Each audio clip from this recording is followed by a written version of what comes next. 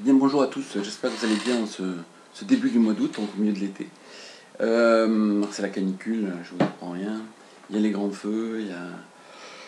Enfin, on voit bien là, que le dérèglement climatique est en place. Voilà, c'est flagrant. J'espère que les décisions pertinentes seront prises en compte au niveau global et pas en mettant la pression au niveau individuel, comme c'est le cas actuellement. Enfin, c'est un tout.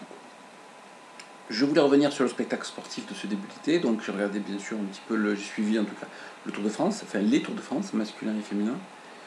Voilà, alors le Tour de France masculin c'est toujours pareil, quand il y a une équipe qui domine ou un champion comme Wout van Aert qui fait des exploits, eh bien on parle tout de suite de dopage. Hein. C'est la seule activité, je crois, que je suis comme ça, où dès qu'il y a quelqu'un qui réussit, on dit qu'il est dopé. Euh, voilà, c'est fascinant, il y a une culture de dopage. Alors Coluche disait, je me souviens, si on veut qu'ils arrivent le 14 juillet sans le dopage, il faudrait qu'ils partent à Noël. Quoi. Voilà, c'est vrai qu'il y a eu de l'humour, il y a eu l'affaire Festina, hein. Mais bon, c'est un peu réducteur que de chaque fois systématiquement, c'est un peu redondant, que systématiquement mettre la pression sur le dopage, quoi, le doigt sur cette possibilité que ceux qui gagnent, c'est parce qu'ils trichent. Moi, je pense que soit personne triche, soit tout le monde triche en cyclisme. Donc, si tout le monde triche, bon, c'est à égalité, c'est tant pis pour eux, ils jouent avec leur santé. Ça fait des vitesses moyennes de course extraordinaires. Et si personne triche, c'est à mieux, c'est encore mieux, bien sûr, mais voilà. En tout cas, c'était pas mal. Le cyclisme, le Tour de France, c'est vraiment la plus belle carte postale pour la France dans le monde, hein, parce que c'est regardé partout. Je crois qu'il n'y a pas mieux pour montrer la beauté de notre pays et sa variété, sa richesse.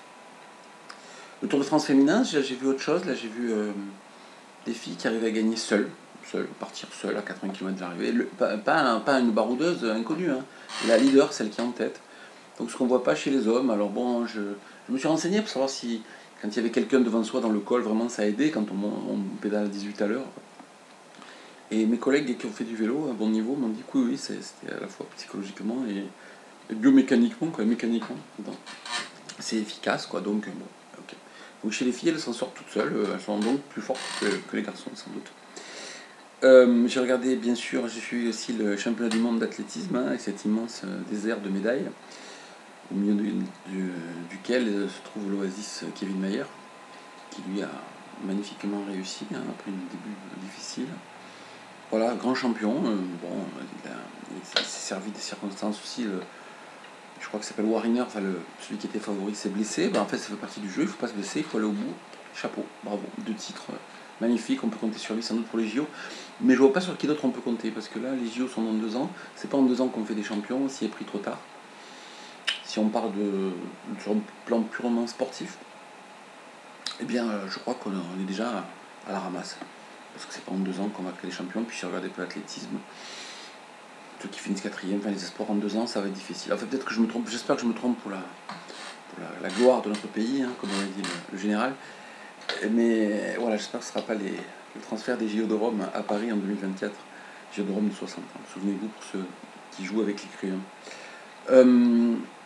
Voilà, donc Meyer a d'ailleurs pris la parole, Kevin Meyer, il a dit qu'il ne faut pas trop critiquer la non-réussite de la France médaille, parce que la France n'est pas un pays sportif et rien n'est mis en place pour aider la jeunesse à pratiquer. Alors c'est intéressant. Parce qu'en même temps, il fait l'amalgame avec la jeunesse sport EPS, donc tout est mélangé, donc dans la doxa, enfin chez les gens qui écoutent, bien évidemment, on va dire oui, le sport à l'école c'est mal fait, le sport à l'école c'est l'EPS, c'est pas fait, c'est pas. Voilà, c'est ça, ce qui est là, l'entraînement sportif des enfants n'est pas réalisé, on leur donne ni la force, ni le goût, voilà, donc ça peut pas fonctionner.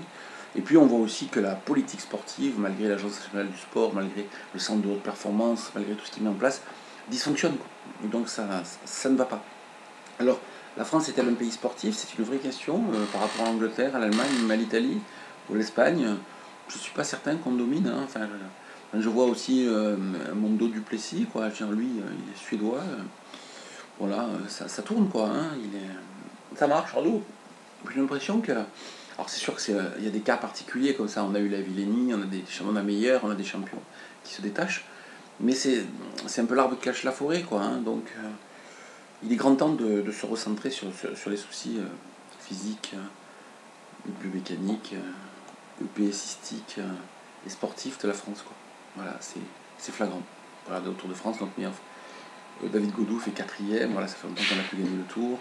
Enfin, il y a plein d'activités où on est en difficulté, hein, donc faut remettre ça faut remettre ça en marche, hein, parce que j'ai peur du fiasco pour les JO, c'est pas très très grave, le fait ça coûte cher, c'est représentation, ça peut créer des dynamiques, hein. Un Douillet, un Riner, ça fait des judokas, un Lavillenie, ça fait des athlètes, un Meyer, ça fait des athlètes, et ainsi de suite, quoi. Voilà, une Manodou ou un Manodou, puisqu'il y en a deux, ça fait des nageurs, et ainsi de suite. Et la course, ça fait des nageuses. Voilà, donc à réfléchir, ceux qui nous pilotent ont intérêt à prendre ces paroles, pas à la légère, parce que celui qui les prononce est tout sauf quelqu'un qui ne connaît pas le système. Voilà, ça c'était pour la reprise. Après, bon, le championnat de foot va reprendre, là j'ai vu, là, donc c'est reparti, le grand cirque, enfin tout ça. Mais c'est pas ce qui motive la suite de cette petite vidéo. On est en 2022 et 2022, j'ai pensé à vous proposer trois petites vidéos, enfin petites plus ou moins, ça dépend de mon côté bavard, ce qu'il y a à dire. Parce que dans 2022, c'est pour moi, c'est l'année 20, 25, 30. Voilà. Alors, vous allez me demander pourquoi. Alors, je vais vous expliquer tout de suite. Ce sont des années, 20 ans, 25 ans et 30 ans. C'est un peu pour revenir, comme je l'avais fait l'autre fois dans la vidéo prolégomène, là plutôt sur mon parcours. Je vais vous expliquer comment j'ai fonctionné pendant ces 30 dernières années et ce qui m'a amené finalement à me permettre, entre guillemets, de proposer des vidéos et de parler de la discipline. Alors 20, c'est le temps que j'ai passé à l'UXEL. L'UXEL, c'est la Fédération sportive d'enseignement catholique. Voilà. J'ai passé 20 ans à l'UXEL avec divers mandats et responsabilités. Je vous l'expliquerai dans la vidéo intitulée 20.